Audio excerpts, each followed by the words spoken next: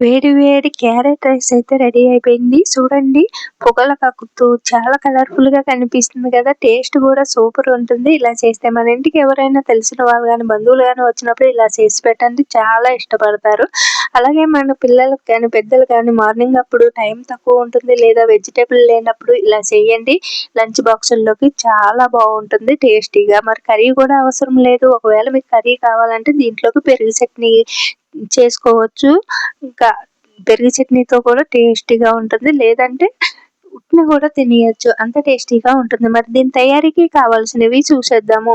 ఇలా 2 కప్పులు బాస్మతి రైస్‌నైతే ఇక్కడ తీసుకున్నాను. అలాగే ఇక్కడొచ్చేసి నేను 2 పచ్చిమిర్చి, ఒక చిన్న క్యారెటు, ఒక ఉల్లిపాయ అంటే ఆనియన్స్, ఒక బాగా మగ్గిన టమాటాని ఇలా శుభ్రంగా కడుక్కొని ఇలాగ సన్నగా కట్ చేసుకున్నాను. అలాగే కొద్దిగా కొత్తిమీర, పుదీనా, కరివేపాకును కూడా శుభ్రంగా కడిగి ఇలాగైతే తీసుకున్నాను.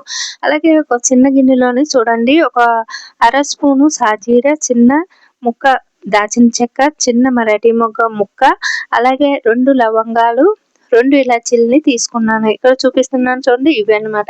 ఇలా ఇవన్నీ రెడీ చేసుకున్న తర్వాత ఒక ఎడల్పాటి గిన్నెని మనము స్టవ్ పై పెట్టుకొని స్టవ్ ఆన్ చేసుకొని ఒక టేబుల్ స్పూన్ నెయ్యి, ఒక టేబుల్ స్పూన్ నూనె వేసి వీటెక్కిన తర్వాత మనము ఇవి అంటే నెయ్యి కరిగిన తర్వాత మనము ముందుగా మసాలాలనేసి కాస్త ఏపించుకోవాలి. ఇదంతా కూడా మనం మంట అనేది సిమ్‌లో పెట్టుకోవాలండి స్టవ్ అనేది.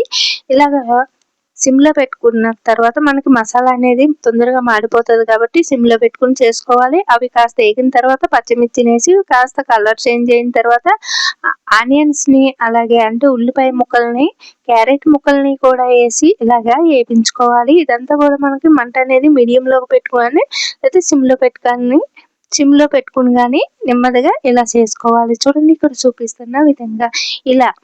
ఇక్కడ అలాగే ఇక్కడ మనం వచ్చేసి ఒక స్పూన్ నెయ్యి, ఒక స్పూను నూనె వేసుకున్నాం కదండీ!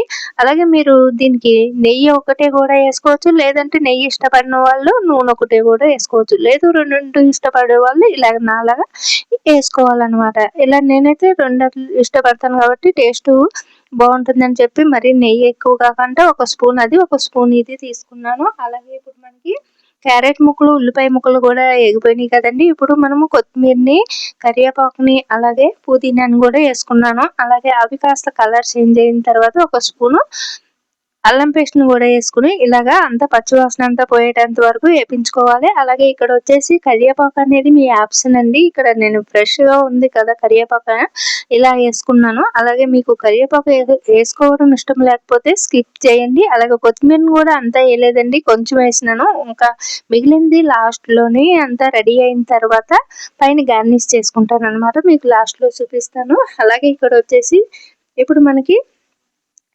అల్లం పేస్ట్ కూడా దాదాపు ఫ్రై అయిపోయిందండి. దీంతో పాటు ఇప్పుడు మనము సన్నగా మగ్గిన సన్నగా కట్ చేసుకున్న టమాటా ముక్కల్ని ఇలాగే వేసుకోవాలి. అలాగే బాగా మగ్గిన టమాటాని ఇందులో మనము వేసుకోవడం వల్ల ఈ రైస్‌కి టేస్ట్ అనేది బాగుంటుంది. ఇప్పుడు మనము ఒక పావు స్పూను గరం మసాలా వేసుకుందాము. అలాగే ఈ గరం మసాలా కూడా నేను ఇంట్లో తయారు చేసుకున్నదేనండి. ఇంకా వీడియో అయితే అప్లోడ్ చేయలేదు. ఇది తీసిన వీడియో అయితేనే మసాలా ఎలా తయారు చేసుకోవాలి అనేది. కాకపోతే అప్లోడ్ చేసే ముందే అది డిలీట్ అయిపోయింది.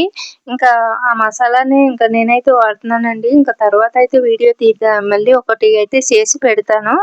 అప్లోడ్ చేస్తాను. అంతవరకు అయితే ఇప్పుడు ఇదైతే చూసేద్దామండి. ఇప్పుడు మసాలా వేసుకున్న తర్వాత ఒకసారి ఇలా కలుపుకొని ఏగింపించుకోవాలి. అలాగే ఇప్పుడు వచ్చేసి ఒక స్పూన్ సాల్ట్ కూడా వేసుకున్నానండి. ఒక సాల్ట్ ఇలా వేయడం వల్ల మనకి ముక్కలకి సాల్ట్ అనేది బట్టి మనము రైస్‌లో తినేటప్పుడు ముక్కలు అనేది సప్పగా ఉండకంటే టేస్టీగా ఉంటాయి. ఇలా వేసుకోవడం వల్ల. అలాగే ఇప్పుడు వచ్చేసి మనము కడిగి పక్కన పెట్టుకున్న బాస్మతి రైస్‌ని కూడా వేసేసుకుందాము.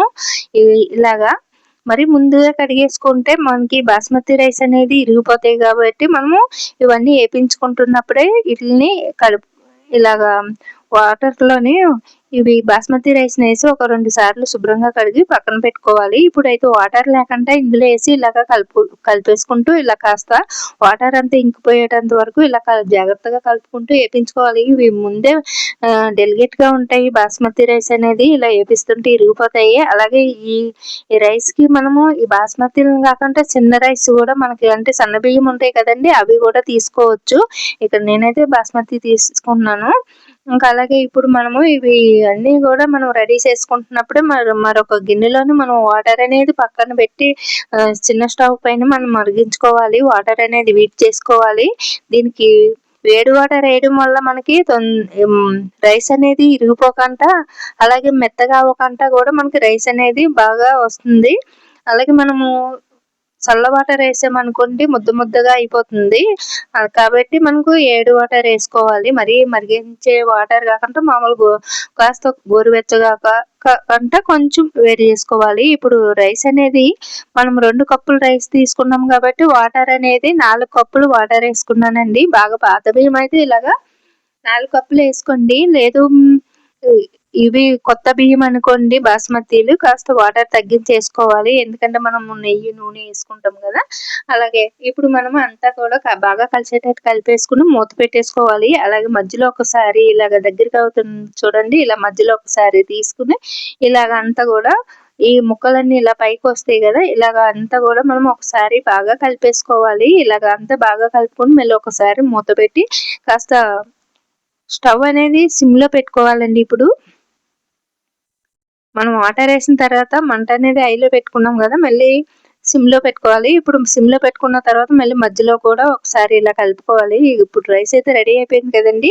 ఇక్కడ వచ్చేసి నేను కొత్తిమీరని గార్నిష్ చేసుకున్నానండి.